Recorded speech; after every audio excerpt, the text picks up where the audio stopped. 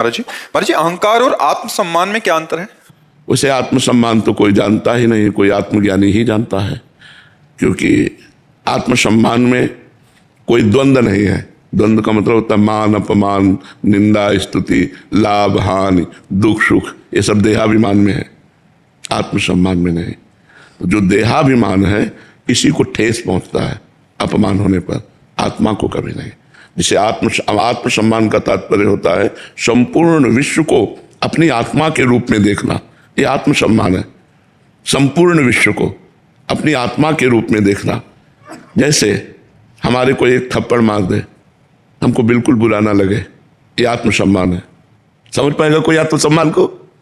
जैसे हमारी जबान दांतों से दब जाए, हम किसको बुरा कहेंगे? हमारी किसी चेष्टा से हमारे शरीर में चोट लग जाए, अब हम किसको बुरा कहेंगे? ऐसे आत्मसम्मान को जो जानता है वो ये आत्मसम्मान है। चराचर विश्व को अपनी आत्मा के रूप में देखना और मान अपमान, दुख सुख, लाभ हानि, निंदा स्तुति, ये देहाभिमान में प्रभाव डालती है। हमारा सम्मान किया तो हर्षित हो गए, अपमान किया तो शोकित हो गए।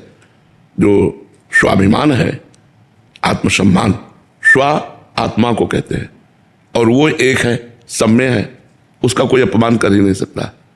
देहाभिमान का मान होता है और अपमान होता है, इसमें बुरा भी लगता है, अच्छा भी लगता है, लेकिन जो आत्मसम्मान है इसमें प्रसन्नता रहती है, अच्छा या बुरा नहीं। प्रसन्नता भगवान का स्वरूप है। ब्रह्मभूता प्रसन्नात्मा न सोचते न कांक्षते। शायद हमारी बात समझ पा रहे हो कि नहीं, क्योंकि ये अध्यात्म की बात है ना।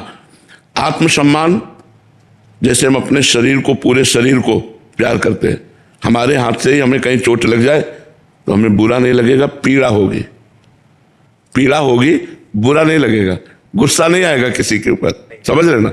ऐसे आप हमें मारे, पीड़ा होगी पर बुरा नहीं लगेगा, और आपके प्रति हमारे हृदय में कोई द्वेष नहीं होगा। यह है आत्मसम्मान। जब तक दूसरे को दंड देने की भावना हो तब तक देहाभिमान है।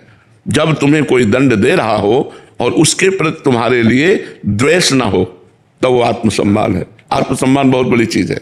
आपने आत्मा का सम्मान किया, आपने देह का नहीं, आत्मा। तो जो तुम्हारी आत्मा वही उसकी आत्मा है। समझ पा रहे हो आप हमारी बात?